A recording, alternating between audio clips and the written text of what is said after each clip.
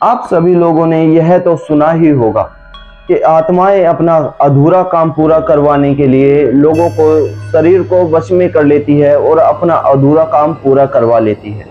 आत्माएं लोगों को अपने इशारे पर नचा सकती हैं। लेकिन क्या आपने कभी ये सुना है कि आत्माओं को वश में करके हरियाणा में एक आदमी ने अपने घर का काम करवाया, खेत कटवाए, खेतों में पानी सिंचवाया और भी पता नहीं क्या क्या काम इन आत्माओं से करवाए। इन आत्माओं को अपनी इशारे पर नचाया है। ये आत्माएं उनसे डरती थी। जब ये शमशान घाट के अंदर कदम रखते थे ना, तो आत्माएं इनसे कांपने लगती थी, भागने लगती थी। चलिए जानते हैं इस कहानी को। लेकिन कहानी में आगे बढ़ने से पहले आपसे एक रिक्वेस्ट है, आप हमें अपने साथ बीती गई कोई भी एक कहानी जरूर भेजें। अगर आपके पास कोई कहानी नहीं है तो प्लीज़ चैनल को सब्सक्राइब करें, और अगर आपको कहानी अच्छी लगती है तो कमेंट सेक्शन में यस जरूर लिखें। चलिए बढ़ते हैं कहानी में, लेकिन उससे पहले इंट्रो। नमस्कार दोस्तों, जय भोलेनाथ। मेरा नाम है शंकर। मैं सुनाता हूँ कहानियाँ, ऐसे किस्से और कहानियाँ जो सच्ची घटना पर आधारित होते हैं और जो पुरानी कथाओं में से कहानियाँ निकल के आती हैं, वो सभी मैं अपने इस चैनल पर सुनाता हूँ, बताता हूँ अपनी आवाज़ में। चलिए बढ़ते हैं कहानी की ओर।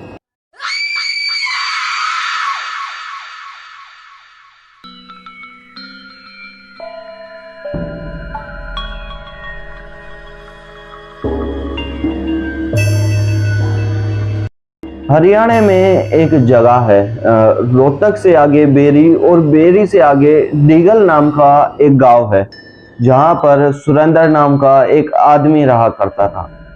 इसके घर में सुरेंद्र की माँ, उनकी पत्नी और एक बच्चा भी था।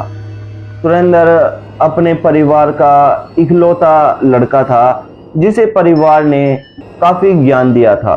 परिवार का ये मानना था कि अगर ये सुरेंद्र को तंत्र विद्याएं सिखा देते हैं तो इनके परिवार के ही काम आएगी। और जब मैंने इसके बारे में सर्च किया तो मुझे पता चला कि हरियाणा में परिवार में एक सदस्य को इन विद्याओं का ज्ञान भी दिया जाता है।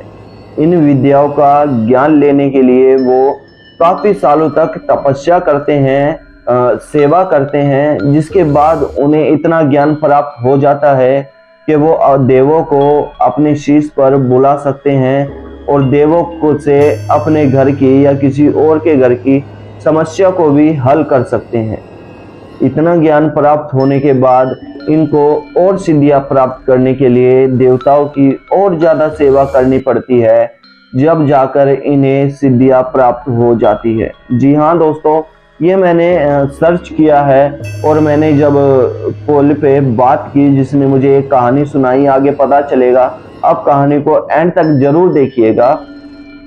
जब ये अपनी सारी सिद्धियां प्राप्त कर लेते हैं, तो जब ये अपनी सिद्धियों का इस्तेमाल करते हैं तो इनको इन सिद्धियों के इस्तेमाल से साफ पता चल जाता है कि हमारे अंदर कितनी शक्ति है, कितनी ऊर्जा है, हम किस किस को अपने वश में कर सकते हैं और हम क्या कुछ कर सकते हैं। सिद्धियां प्राप्त करने के लिए हर एक परिवार अपने बच्चे को बचपन से ही इस शिक्षा में घुसा देता है। जैसे पढ़ाई में बच्चों को लगा दिया जाता है, उसी तरह हरियाणा में जिस परिवार को भी अपने घर में कोई तांत्रिक, हरियाणा में पहली बात तो तांत्रिक नहीं बोला जाता, हरियाणा में इस विद्या के गुरु को स्याणा बोला जाता है। स्याणा उसे बोलते हैं जो इन सब विद्याओं को प्राप्त कर लेता है और मान लेता है। स्याणे से अलग एक और वर्ड है जो कि है भगत। भगत भी इन्हीं को बोला जाता है। तो आज हम इस वीडियो में भगत लेकर चलेंगे, ताकि मुझे भी बोलने में आसानी हो, समझाने में आसानी हो और आप भी आसानी से समझ जाए। तो जब भी भगत वर्ड आए तो आप समझ जाइएगा कि मैं उसी तांत्रिक स्याणे या फिर कुछ भी कह लीजिए, उसी के बारे में बता रहा हूँ। तो ये जो भगत होते हैं ये अपनी सिद्धियां प्राप्त करने के लिए अपने देवताओं को राजी करते हैं, इन्हें मनाते हैं, इनसे अपना काम निकलवाते हैं, और जब इन्हें पूरी तरह से सिद्धियां प्राप्त हो जाती हैं तो ये लोगों का भी भला करते हैं, अपने घर का भी भला करते हैं। और जो भी भूत प्रेत की ये जो शक्ति होती है जो भी ये भूत प्रेत की शक्ति होती है इन्हें अपने वश में कर सकते हैं। ऐसा ही एक भगत हरियाणा के इस छोटे से गांव डिगल में था जिसका नाम सुरेंद्र था। सुरेंद्र के परिवार ने सुरेंद्र को बचपन से ही पढ़ाई से ज़्यादा इन विद्याओं का ज्ञानी बनाने की कोशिश की। सुरेंद्र का भी इन विद्याओं में काफ़ी ध्यान था, काफ़ी रुचि थी, जिसकी वजह से सुरेंद्र इन विद्याओं को और सब चीज़ों से जल्दी सीखता था। सुरेंद्र का घर एक ऐसा घर था जिसके अंदर धन दौलत की कोई कमी नहीं थी। सुरेंद्र के घर में करीब 10 से 12 खेत, ट्रैक्टर, जमीन, जायदाद काफ़ी सारी थी। सुरेंद्र को मतलब पूरी जिंदगी कमाने की ज़रूरत नहीं थी।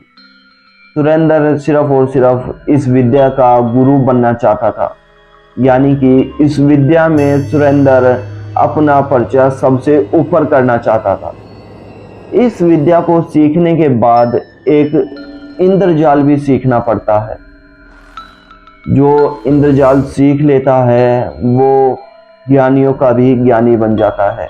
इंद्रजाल एक ऐसी विद्या होती है जिसे सीखने के बाद कोई भी राह चलते भूत को अपने वश में कर सकता है। सुरेंद्र इस विद्या को भी सीखता है। सुरेंद्र ये सारी विद्याएं सीखने के बाद हर रोज शमशान घाट में जाता है। रात को शमशान घाट में जाकर हर रोज जो भी वहां पर व्यक्ति जलाया जाता है उसे अपने साथ पकड़ कर ले आता है। सुरेंद्र इसी तरह से अपने गांव के भी और जो भी आसपास में गांव थे सभी के शमशान घाटों से भूतों प्रेतों को पकड़ कर ले आता है। सुरेंद्र के पास जो अपनी प्रॉब्लम्स लेकर आते हैं उन भूतों प्रेतों को भी सुरेंद्र अपने साथ पकड़ कर ले आता है। सुरेंद्र के पास काफ़ी शक्तियाँ हो चुकी थी, काफ़ी एनर्जी इकट्ठी हो चुकी थी। लोगों ने जब इनके खेतों की तरफ देखा तो इनके खेत रात में कटते थे। हरियाणा में जब खेत काटने की बारी आती है तो दिन में लोग काटते हैं।